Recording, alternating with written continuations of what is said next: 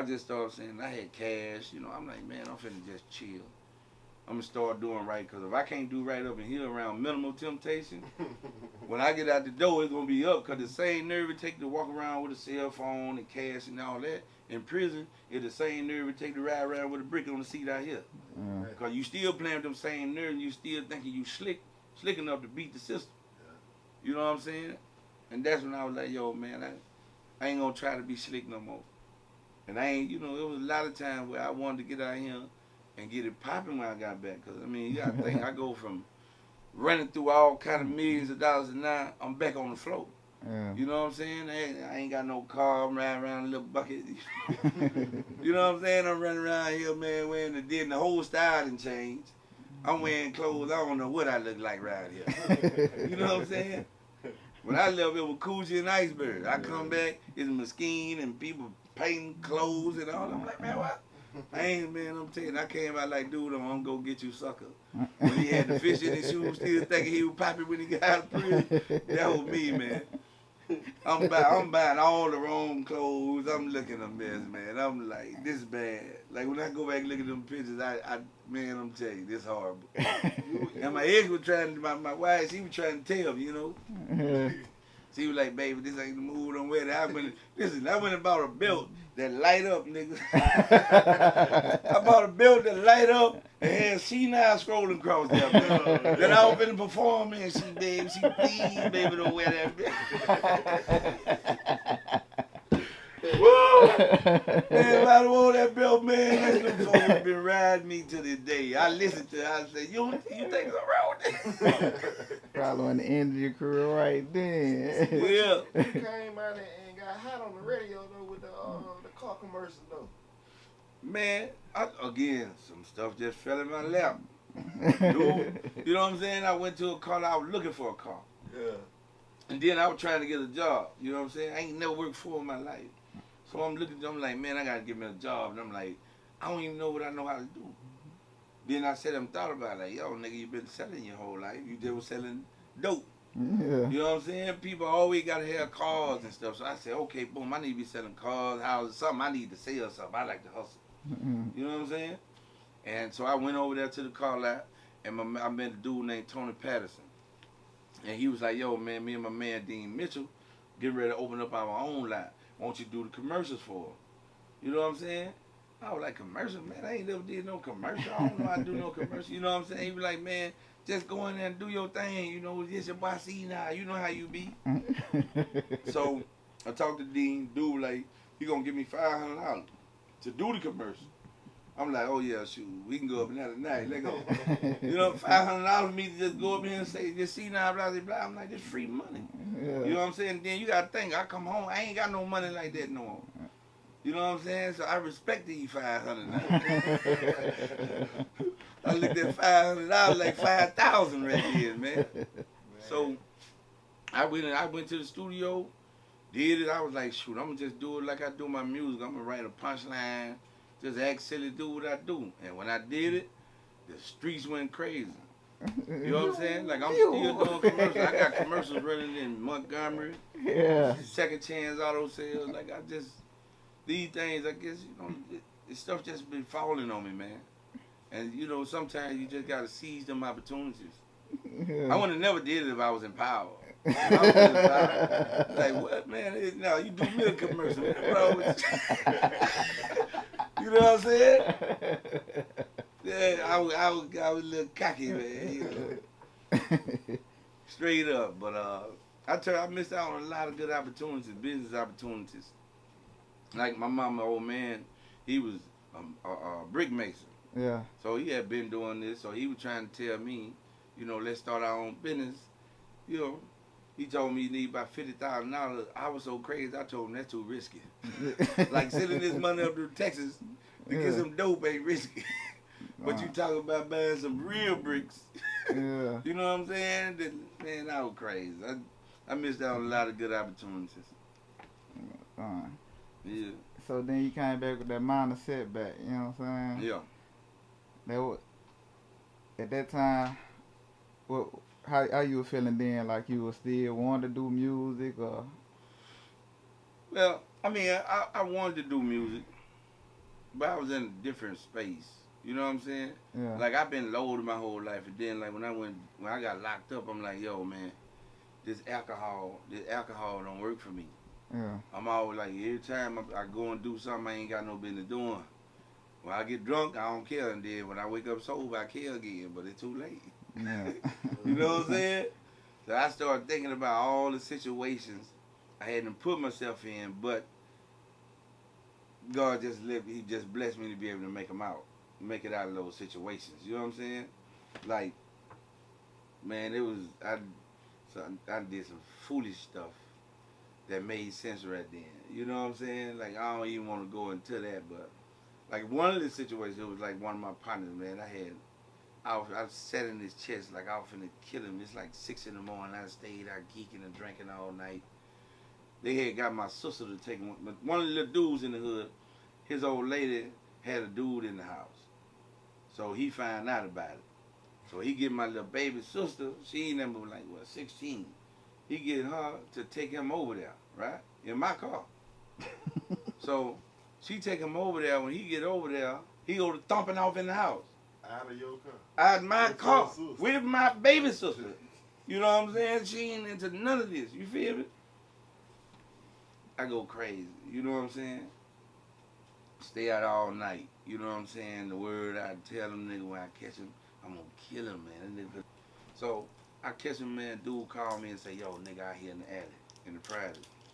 So I park up there by the stove, come through the alley, man. When I come around there, he just fall to the ground. You know what I'm saying? And like I'm sitting in his chest, got 357 about this long, sitting in his chest, going crazy. You know what I'm saying? It's like 6.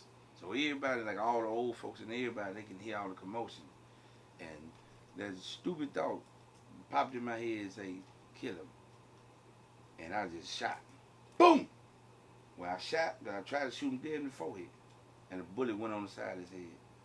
I ain't touch it. You know what I'm saying? It was like those moments when I started thinking, I know like really I probably would have did something to him, but I wouldn't have killed him. Yeah. You know what I'm saying? Had I not been loaded like that. And I started thinking about all the situations that I've been in, like, yo, it's just alcohol, man. You know what I'm saying? So I just like, yo, I'm finna sober up. I gotta get sober. Because if I get back, really, you know, a lot of people talking crazy while I was gone too. So really I had all kind of plans on coming out here shooting a whole bunch of dudes. You know what I'm saying? Because if I do, I might well go and stay up in here. And I'm coming right back. Then, even with the dope, you know what I'm saying?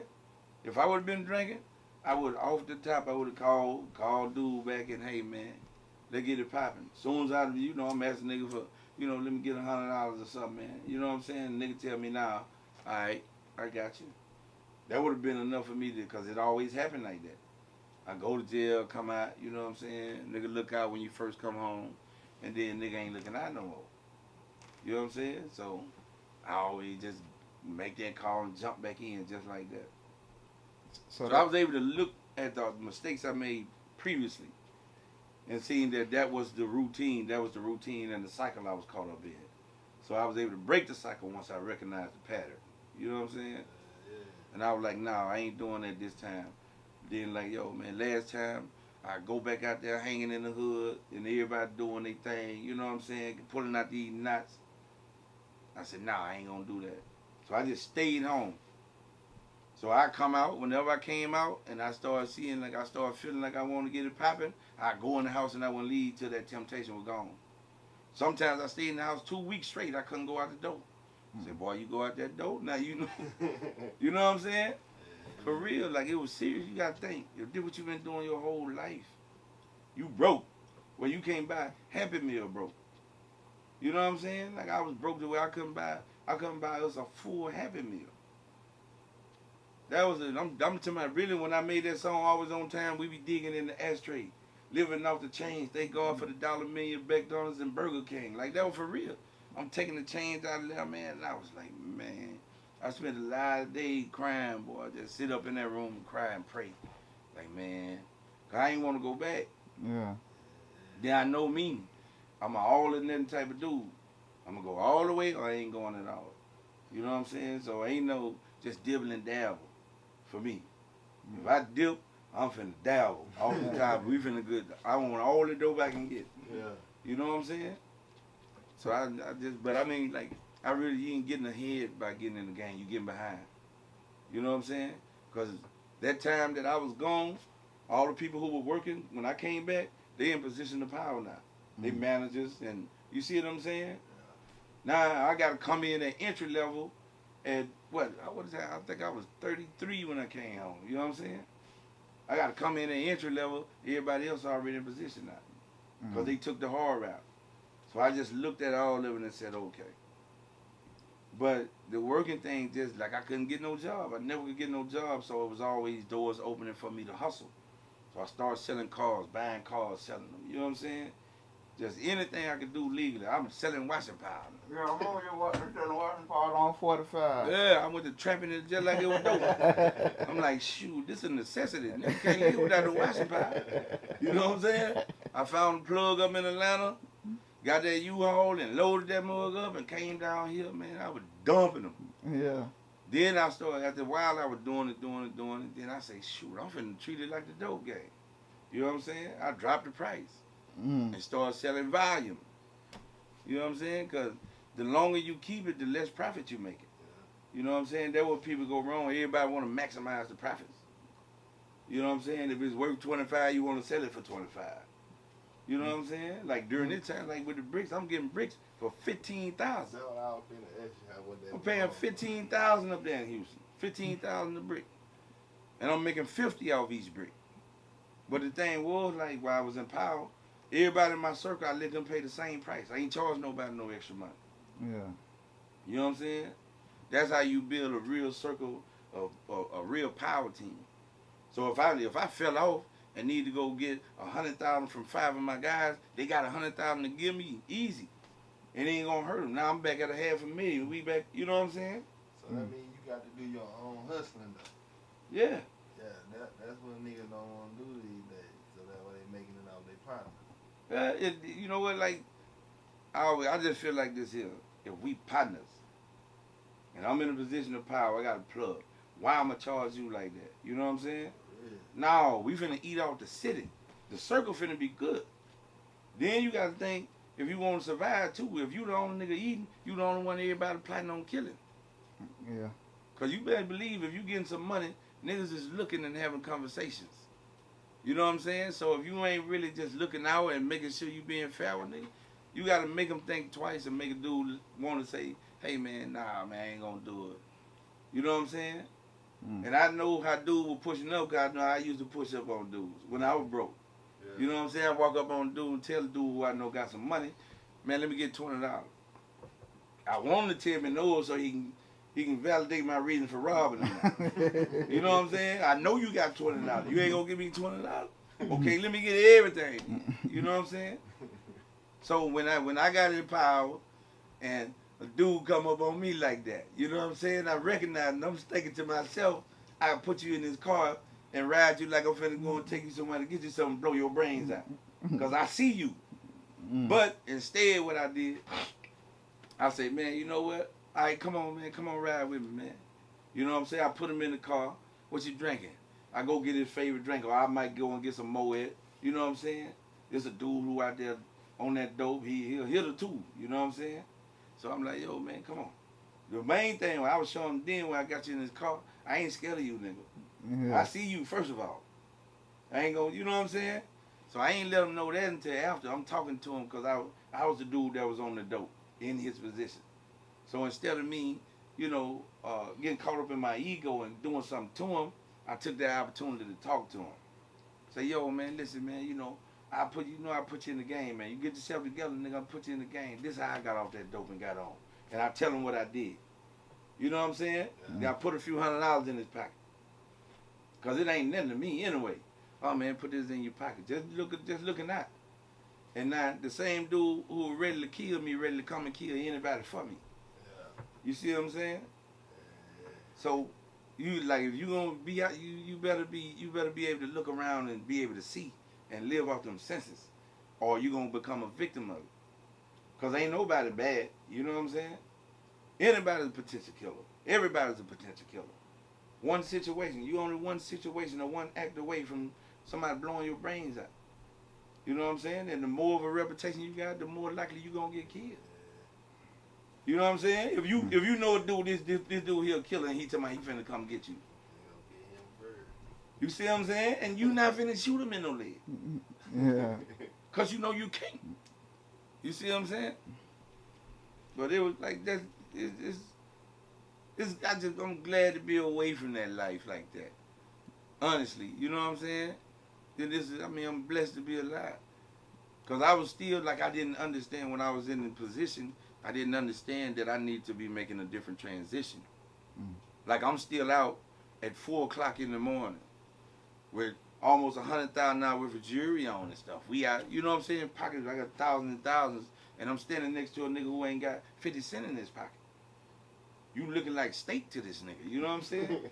Like even if he love you, that desire to have it, like it's an opportunity you here, you know what I'm saying? And he feel like this is the only way of getting on. So a dirty nigga gonna take it if he get a chance. So do you, the crab, you know the crab in the bucket phrase, right? Yeah. So which one worse, the crab that then got out the bucket or the crab that's pulling there, you know what I'm saying, pulling them down? Man, I'm gonna tell you this. It's all about how you look at the crab in the bucket scenario. Think about this here. When crabs in the water in their natural habitat, you never see crabs in there fighting and pulling each other down, right? Mm-hmm. When they get in the bucket, they out of their natural habitat. They can't breathe. Everybody think that the other crab is pulling them down, trying to pull the other one down where he gonna let them out. What if them niggas, all of them saying, no, nigga, if one go, we all go. Yeah. You see what I'm saying? You know what I'm saying? Yo, nigga, grab my leg. Come on, boy, I'm finna get up out of here. You see what I'm saying? Nobody, it's all the way you look at it. Yeah. But then, like, right now, if there was some kind of way somebody was able to suck all the oxygen out of this room right now, and we can't breathe, you think you ain't gonna try to kill me to get out that door? You see what I'm saying? You think he ain't gonna try? It's finna jump real up in here. If only one man could go out that door, if they say, okay, ain't number one coming out. You see what I'm saying? Wow. You put us in a different situation. Yeah. So you gonna do things instinctively to survive. Yeah. Stuff you never thought you'd do, you know what I'm saying? It's the same thing in the street. You gonna do what you feel like. I wanted to do trying to go for bad. I just, hey man, I'm gonna do what I need to do to survive. This the situation. I ain't starting there, but if it come to me, I'm gonna deal with it like I gotta deal with it. And that's it. But I don't want no problem.